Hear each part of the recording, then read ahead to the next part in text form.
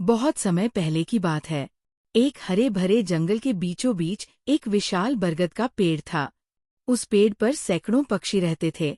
तोते, मैना, गौरैया और कई तरह की चिड़िया। उसी पेड़ की एक मजबूत डाली पर एक तोता रहता था, जिसका नाम था चित्तू। चित्तू बहुत समझदार था। सबका दुख सुख बांटता और किसी का भी झगड़ा हो जाए तो उसे सुलझा देता। उसी बरगद के पेड़ के नीचे एक बंदर रहता था। नाम था लालू।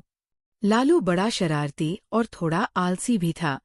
दिन भर पेड़ों पर झूलना, फलों को छीनना और दूसरे जानवरों को परेशान करना ही उसका काम था।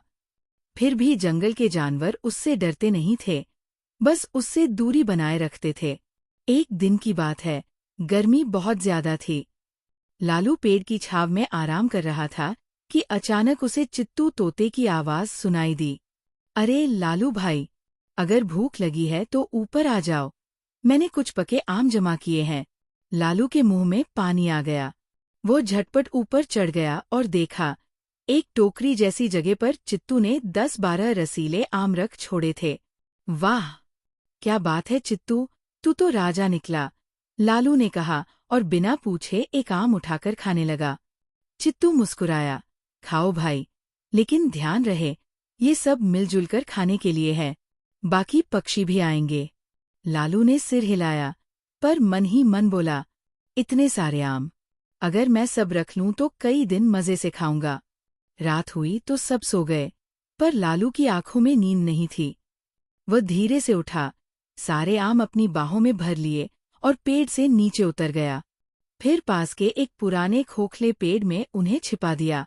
अब कल से कोई नहीं खा पाएगा, उसने मन ही मन कहा और चैन से सो गया।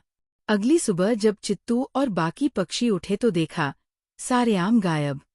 गौरैया बोली, अरे कल तो यहाँ थे, कौन ले गया?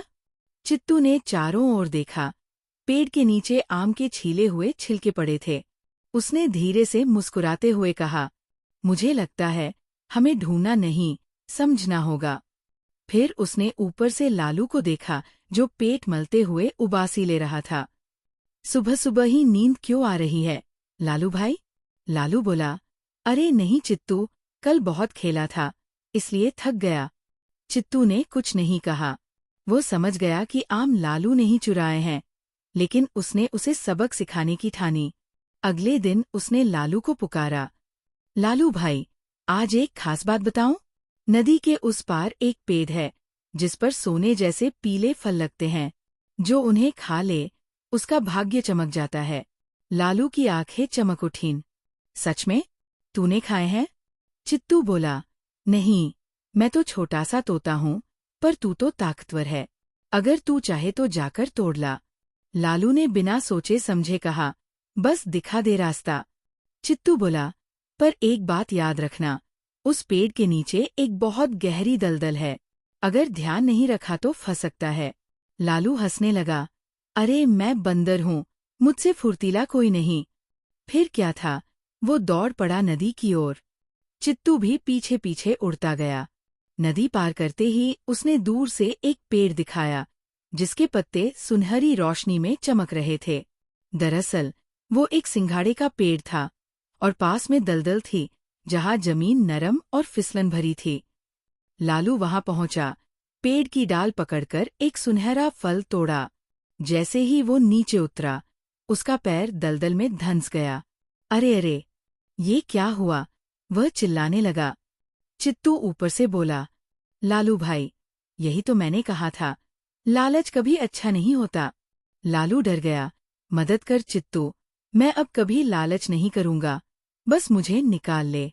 चित्तू नीचे उड़कर आया, एक बेल की लंबी डंडी लाया और दूसरे जानवरों को बुलाया। सबने मिलकर लालू को बाहर खींच लिया। लालू बुरी तरह हाफ रहा था, उसका पूरा शरीर कीचड़ से भर गया था। थोड़ी देर बाद चित्तू ने उसके पास जाकर धीरे से कहा, देखो लालू, आम चोरी करने से तुझे कुछ फायदा नहीं हुआ, उल्टा तू मुसीबत में पड़ गया। अगर तू सबके साथ बांटकर खाता तो कोई तुझसे नाराज नहीं होता। लालू शर्मिंदा होकर बोला, तू सही कहता है चित्तू, मुझे अपने किए पर बहुत पछतावा है। अब से मैं कभी किसी का हक नहीं मारूंगा। चित्तू मुस्कुराया। गलती करना बुरा नहीं, पर उसे स्वीकार करना और सुधारना सबसे बड़ा गुण है। उस दिन के बाद से लालू में बहुत बदलाव आ गया। अब वो पेड़ों से फल तोड़कर पक्षियों के साथ बांटता और कभी-कभी छोटों की मदद भी करता। धीरे धीरे सबका विश्वास लौट आया। एक दिन चित्तू ने हंसते हुए कहा, देखो लालू भाई, अब तू सच में जंगल का हीरो बन गया है। लालू बोला, हीरो तो तू है चित्तू। तूने मुझे सच्ची दोस्ती और ईमानदारी का मतलब सिखाया। और फिर दोनों हंस पड़े। उस बरगद के पेड़ पर फिर से खुशियां लौट आईं। मोरल ऑफ द स्टोरी: लालच हमेशा विनाश का कारण बनता है। सच्चा सुख बांटने और ईमानदारी में है।